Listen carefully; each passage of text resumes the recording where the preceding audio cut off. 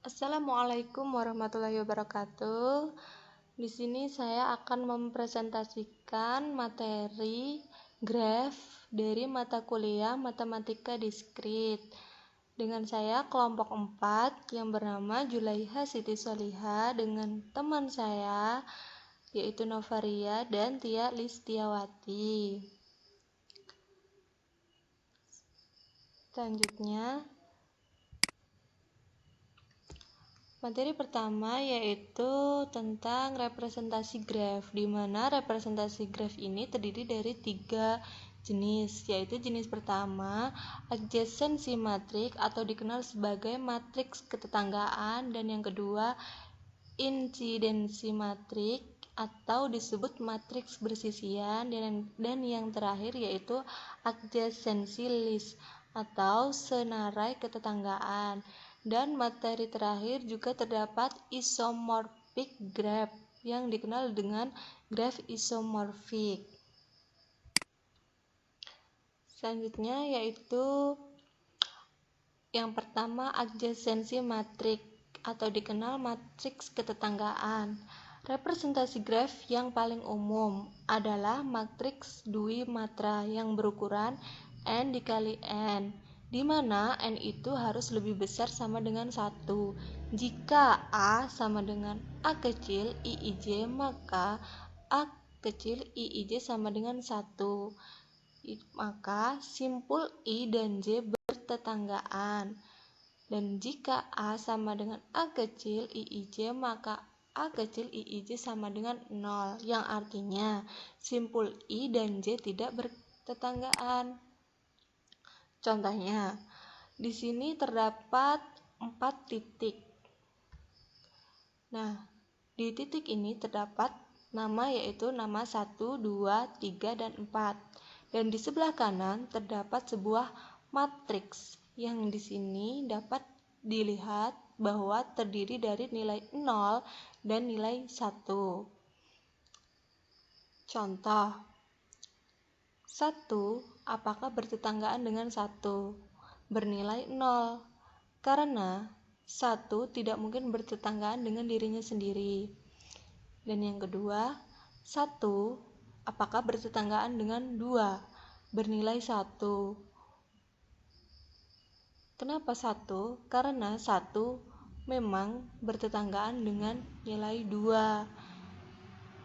1 apakah bernilai 1 dengan bertetanggaan 3? Ya, karena 1 memang benar bertetangga dengan 3. 1 apakah bertetangga dengan 4? Bernilai 0, karena 1 memang tidak bertetanggaan dengan 4, karena 1 harus melewati 2 atau melewati titik 3 terlebih dahulu.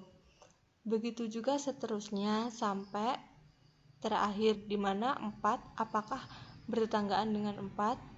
Itu tidak mungkin, karena 4 tidak mungkin bertetanggaan dengan dirinya sendiri, maka nilai akhir adalah 0. Oke, selanjutnya Saya Tia Listiawati akan menyampaikan materi selanjutnya, yaitu insidensi matrik dan asedensi list. Insidensi matrik untuk sembarang sisi E sama dengan Fj, Fk dikatakan E bersisian dengan simpul Fj atau E bersisian dengan simpul Fk. Tinjau graf. Sisi 2,3 bersisian dengan simpul 2 dan simpul 3. Sisi 2,4 bersisian dengan simpul 2 dan simpul 4. Tetapi sisi 1,2 tidak bersisian dengan simpul 4. Ini adalah contoh untuk insidensi metrik. Ada graf dan ada metrik. Bisa kalian lihat sendiri. Nah, untuk asidensi list adalah sebuah larik berisi V senarai dalam kurung list 1 untuk setiap simpul, biasanya dalam nomor simpul menaik, di mana untuk setiap simpul I, asidensi list I menyimpan daftar dari tangga-tangga I. Untuk graf berbobot, kita bisa menyimpan pasangan-pasangan nomor simpul tangga, bobot dari sisi ini. Untuk contohnya bisa dilihat.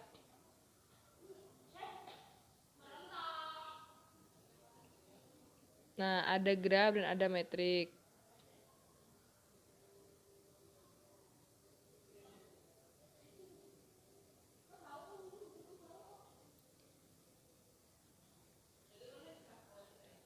Nah, materi selanjutnya akan disampaikan kepada teman saya selanjutnya.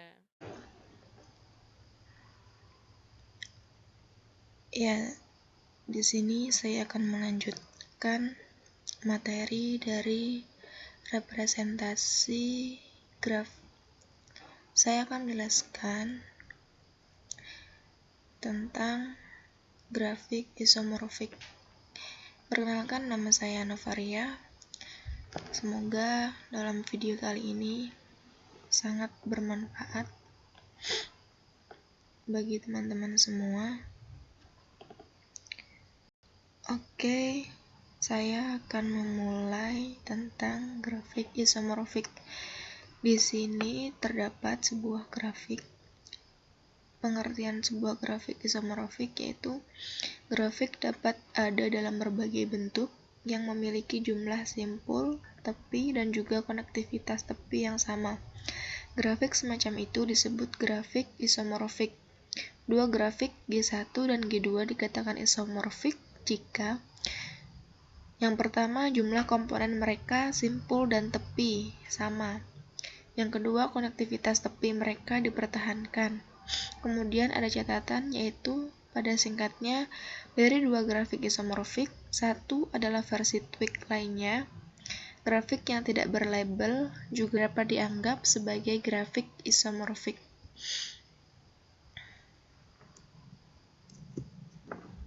Selanjutnya,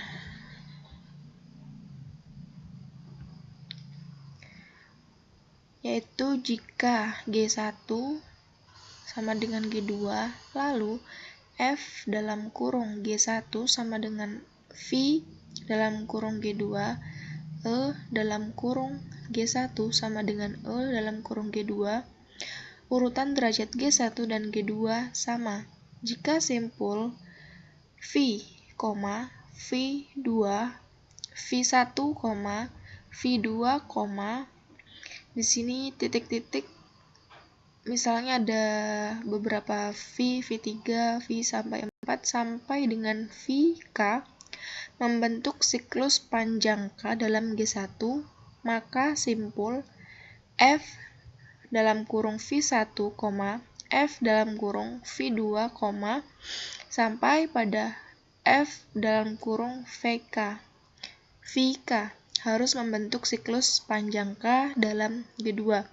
Semua kondisi di atas diperlukan agar grafik G1 dan G2 menjadi isomorfik.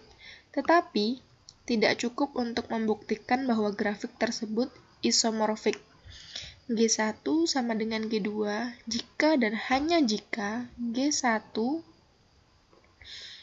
ini di mana G1 dan G2 adalah grafik sederhana. G1 sama dengan G2 jika matriks kedekatan G1 dan G2 sama.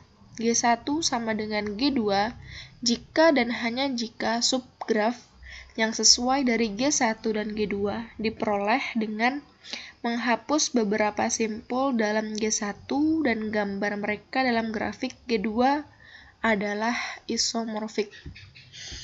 Di sini ada sebuah contoh, manakah dari grafik berikut ini yang isomorfis?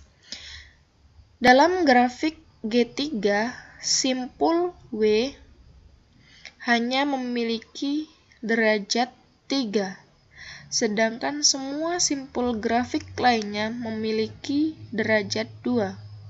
Oleh karena itu, G3 yang ini bukan isomorfik untuk G1 atau G2. Dengan melengkapi G1 dan G2, maka harus di sini ada grafnya. Di sini G1 sama dengan G2, maka G1 sama dengan G2. Ini ada tanda minnya, di sini tidak ada, jadi yang merupakan graf isomorfik dari ini harus dilengkapi G1 dan G2 dengan ini.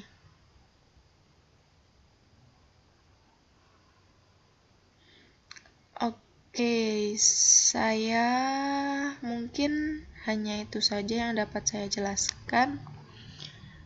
Apabila ada kurangnya, mohon dimaafkan. Kami dari kelompok 4 mengucapkan terima kasih. Saya Novaria. Thanks for your attention. Wassalamualaikum warahmatullahi wabarakatuh.